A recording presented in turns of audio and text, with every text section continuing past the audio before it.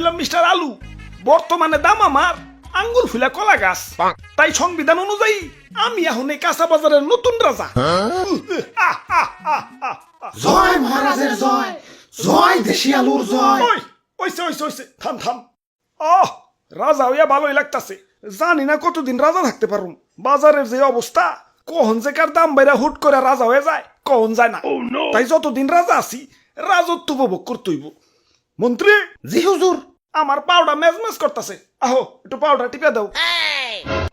হুজুর ভুলে যাইন না, কয়দিন আগে কিন্তু আমিও রাজা ছিলাম, এখন আমার দাম কমে গেছে তাই মন্ত্রী হইছি। তাই সাবেক রাজারে সম্মান দিয়া কথা কইবেন। ওরে বাবা, আসসালামু আলাইকুম। আর কি করেন না, আপনার কয়টা দাম বাইরে রাজা হইছেন? আসছিলেন তো 20 টাকা কেজি, হুট করে 400 টাকা কেজি হইয়ে রাজা হইছেন। আর আমি কেমনে রাজা হইছিলাম জানেন? আমার কেজি তো 1200 টাকা পর্যন্ত উঠে গেছিল। ওই তুই মুখে মুখে তর্ক করস, তোর বোটা কিন্তু টান দিয়া ছিড়া ফেলাম।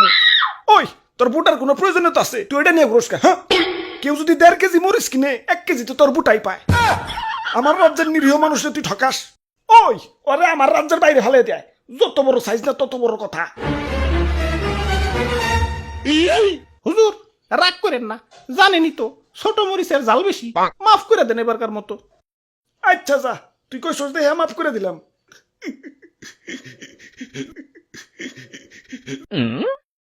ওই আমার অনেক অনেক ক্ষোভ আছে। আমার দাম যখন স্বাভাবিক আসিল, মানুষ আমার দাম দেয় নাই। জাতা তরকারির সাথে আমার রানছে। ডিম রানবো, আলু দাও। সিম রানবো, আলু দাও। ঘরে তরকারি নাই, আলু ভর্তা বানাও। একটু ইজ্জত ছিল না। গরুর মাংসের সাথে আমার রানলে তাও নিজের একটু বড় বড় মনে হইতো। কিন্তু একদল লোক আবার সেই মাংস থেকে আলু মালু সাইটে রেখে বাইসা বাইসা খালি মাংস খাইতো। এখন আমার সস্তা মনে করস ভালো কথা, এভাবে সাজিয়ে গুছিয়ে গরুর মাংসের সামনে আমার অপমান করার মানেটা কি? আমার কি কোনো আত্মসম্মান বোধ নাই? এখন দাম বাইরা রাজা হইছি, কিন্তু অতীত ভুলা যায় নাই। প্রতিশোধের লেলিহান অগ্নিশিখা এই রক্তে প্রবাহিত।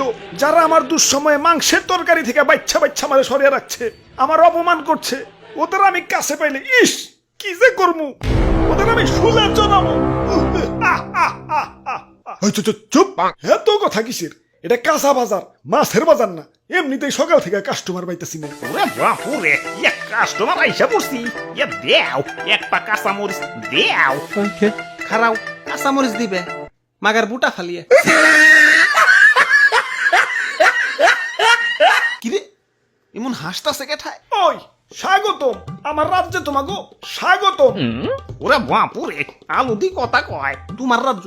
তোমার রাজ্য মানে? হ, এই কাঁচা বাজারই আমার রাজ্য, আর এই রাজ্যের রাজা আমি। হ্যাঁ, আর কয়দিন আগে আমি রাজা ছিলাম। আর তার আগে আমি রাজা ছিলাম। ওরে বাপুরে, তা তুমি কান্দো কেন? আর পিয়াজ যাত্রাই কেমন জানি, কাটাকুটির সময় কেউ আর হাসি মুখে কাটতে পারে না। কাজের বেটি থেকে জমিদারের বেটি সবাই আমার চোখের পানি ফেলতে ফেলতে কাটে। আমি আমার মায়া মানুষের কান্না সহ্য করতে পারি না। আহারে কি কষ্ট। আচ্ছা বুঝলাম, তুমিও রাজা ছিলে, তুমিও রাজা ছিলে। বেগুন তোমার কি অবস্থা? আমি তো সব সময় রাজা, বুঝলে বুঝপাতা, না বুঝলে তেজপাতা। আচ্ছা যাই হোক, আমাকে 2 কেজি আলু দাও। আলুর দাম কিন্তু বাইরে গেছে। 1 কেজি চাচা 400 টাকা। 1 কেজি 400, তাহলে 2 কেজি।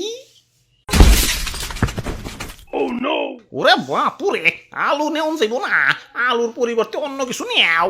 আলুর পরিবর্তে কি নেওয়া যায়? দাদু, আজকে একজনের বহুত মিস করবার লাগছি।